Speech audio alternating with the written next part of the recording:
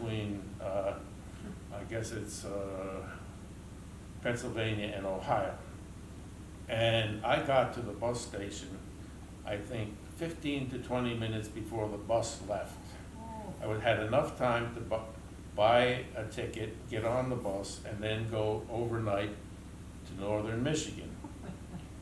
I never thought of it as being a problem. I don't know why. It was kind of naive, I suppose, but thinking that you can make a connection when you drive 1,000 miles and still make it within 15 minutes, that was pretty. But that's only the beginning of the interesting part. They gave me a phone number and a place to get off the bus. The place to get off the bus was in the middle of the Upper Peninsula. The Upper Peninsula is extremely rural. It's mostly forests with spotted farms cut out in the forest. And the bus stopped there at like 6 o'clock in the morning, and I get off the bus, and there's absolutely nothing moving in this town but a dog walking down the street. So I have a phone number. I find a phone. Back then they were phone booths. I had enough change or whatever to call. I call the number, and the operator comes back and says, this number is disconnected. So now I'm supposed to meet these people not in that town, but in another town, because I was supposed to call them and they were going to tell me how to get there.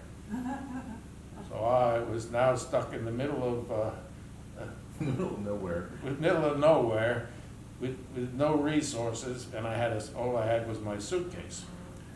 So I waited and finally went to the post office and asked, because I figured they'd have some. They said there's no buses, no public transportation from that place at all. So I said, well, what do I do? He said, well, there's a postman going to another postal office in an hour or so, and he's then going to go down to where you want to go. So you can ride with him. So I rode with this postal officer while he's dropping off mail or picking up mail, and then stop in the post office and doing his thing, and finally we get back in the truck and go down to the other office. Now I have to find these people without a phone number, okay?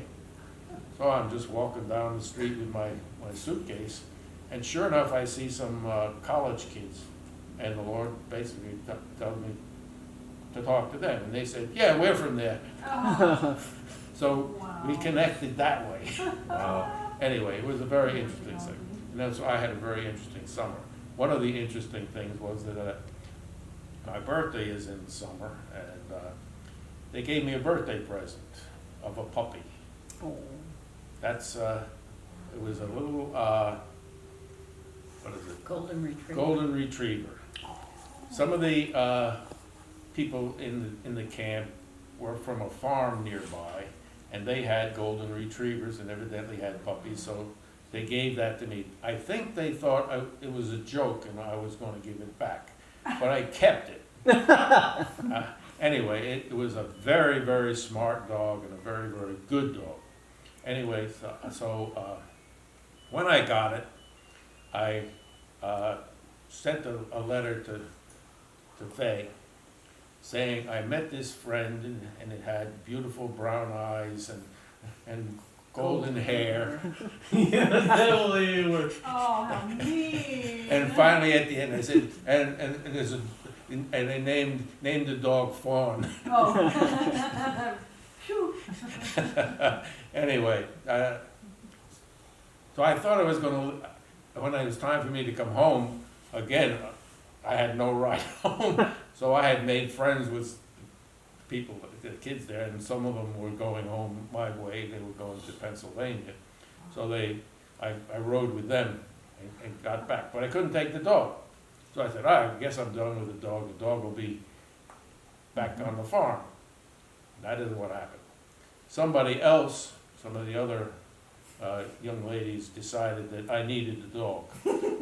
and they drove all the way from northern Michigan to New York City, and I don't remember where they really lived, but they, with the dog, and gave me the dog.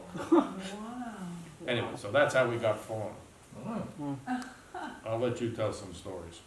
Oh, I was so captivated by your story, I didn't think of anything. Well, maybe somebody else. We'll take a quick break because just want to make sure that things are recording correctly, and we got audio and stuff. Or something to drink? Yeah. Okay, Yeah. well, I don't. I'm saying if you need to. oh.